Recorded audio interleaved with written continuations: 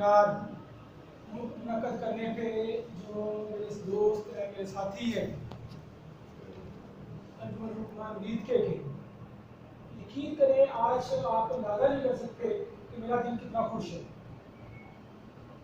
बड़ी दरीना मेरी ख्वाहिश थी जब से मैं हिकमत में आया, इसको पढ़ा कि ऐसा प्रोग्राम ज़रूर होना चाहिए कि जिसमें हम अपने तजुर्बात शेयर करें।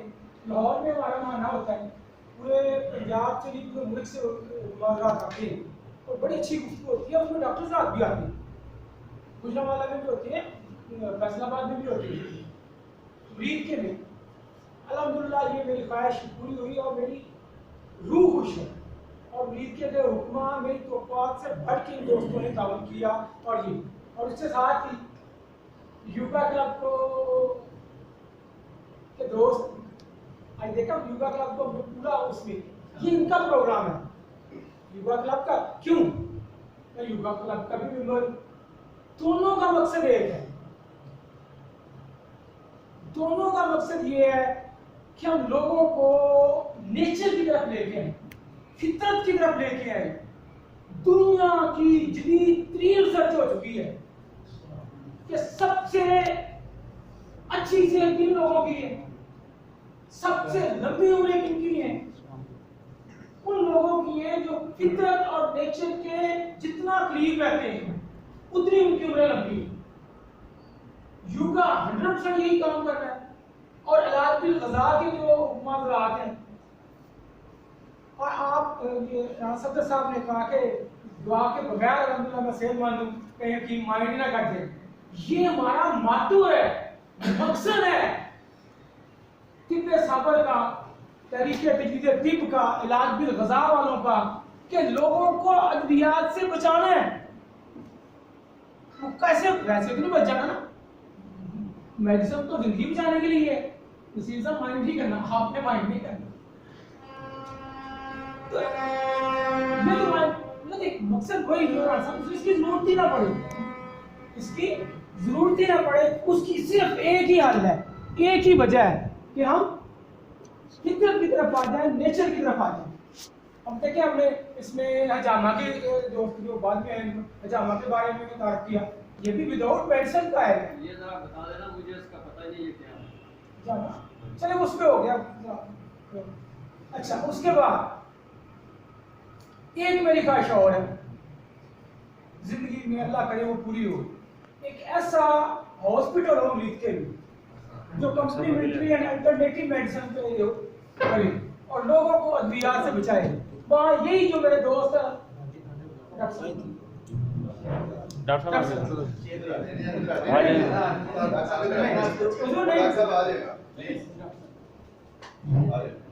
हम दिल की अथाग्राहियों से डॉक्टर सैयद साहब को आज की सेमिनार में खुशामदीद करते हैं।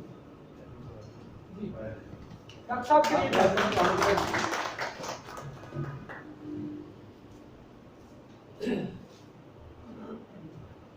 कि ऐसा हॉस्पिटल हो, पूरी दुनिया में ऐसे हैं अल्टरनेटिव मेडिसिन पे, कॉम्प्लीमेंट्री मेडिसिन पे, जो लोगों को वहीं पे ठहराते हैं और उनका इलाज भी करते हैं वहीं पे। और मरीज जब ठीक होता है फिर उसको अल्लाह करे इंशाल्लाह वो वक्त भी आएगा इंशाल्लाह। तो उन दोस्तों का जिन्होंने इस महफिल सजाने में मेरा भरपूर ताउन किया, वीर भट्टी साहब तशरीफ लाए, भाई गुलाम मोहिउद्दीन साहब तशरीफ लाए, करामत भट्टी साहब, डॉक्टर साहब और बाकी सारे दोस्तों को वैसे दिल से मशकूर। अब आते हैं मौजूद की तरफ, हजम की खराबियां, असबाब। और ये मेरी खुशकिस्मती है डॉक्टर साहब भी आ गए हैं, जरा इनको सबक भी हम सुना लेनी थी डॉक्टर सैयद साहब को। ठीक है जी, ये मकसद इलाज है, मकसद लोगों को सेहत मिले। हजम क्या है, डेफिनेशन पढ़ ले। हजम पहले इस पे, खुराक जो हम खाते हैं, खुराक के खाने से लेके उसके जुज़्वे बदन तक बनने का जो प्रोसेस है ना जी, वो हजम है।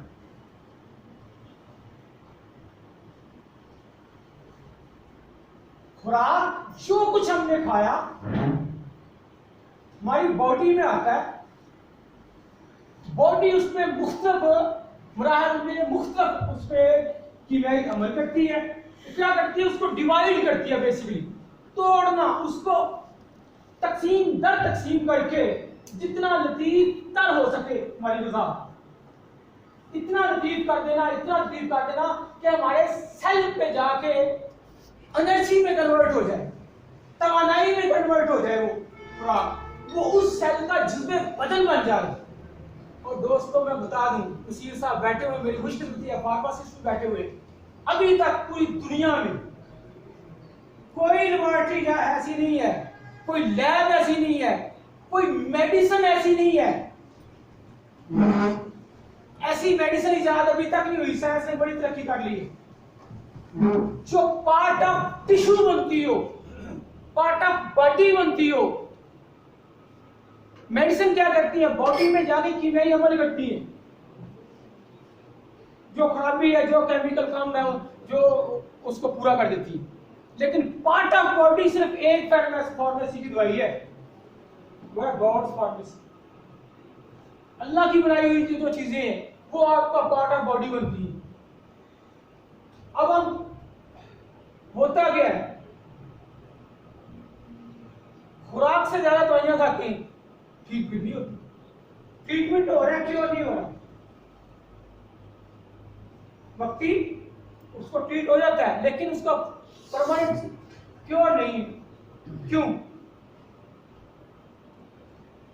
इस वजह से कि दैट मीन कि इलाज प्रॉपर क्योर हो ही नहीं रहा। आज का मेरा प्रोक्लेम ये है, आज का मेरी रिक्वेस्ट ये है जो कि इलाज हो ही नहीं रहा, ट्रीटमेंट हो रहा है। दूसरी चीज जो दुनिया में नहीं बनती किसी फार्मेसी में, जो खुराक बनाती है, जो गॉड फार्मेसी बनाती है, वो आपका ब्लड है। अब मुझे बताएं कौन सी जिंदा चीज है जो खून के बगैर जिंदा है?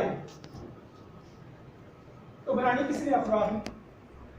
पुराने पाक में अल्लाह तबारक व तआला ने इरशाद फरमाया बस जरूरी है, मस्ट है क्या चीज कि इंसान अपने खाने पीने पे गौर करे। तो हजम की जो डेफिनेशन हुई, खुराक का इंटेक से लेकर उसका एनर्जी, एटीपी और एनर्जी में चेंज होना, तो सेल एनर्जी क्रिएट करता है, उस तक के सारे बड़े बहुत जाते हैं। एलोपैथी में पहले को निजाम कर लेते हैं, आगे मेटाबॉलिज्म कर देते हैं।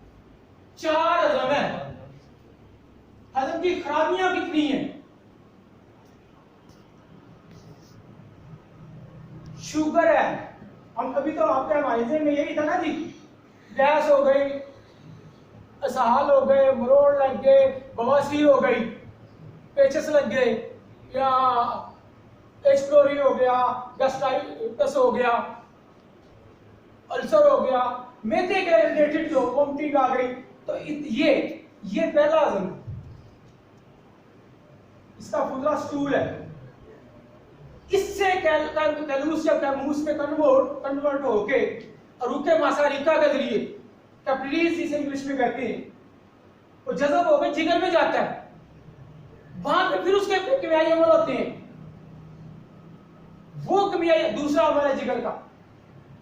हमें हम अपनी लैंग्वेज इसमें से कहते हैं हज़्म मेदी, और दूसरा हज़्म कब्दी, जो छोटी आंत में आके पैंक्रियाटिक जूस आता है और जिगर से बाइल एसिड आती है, ये भी दूसरे हजम का हिस्सा है।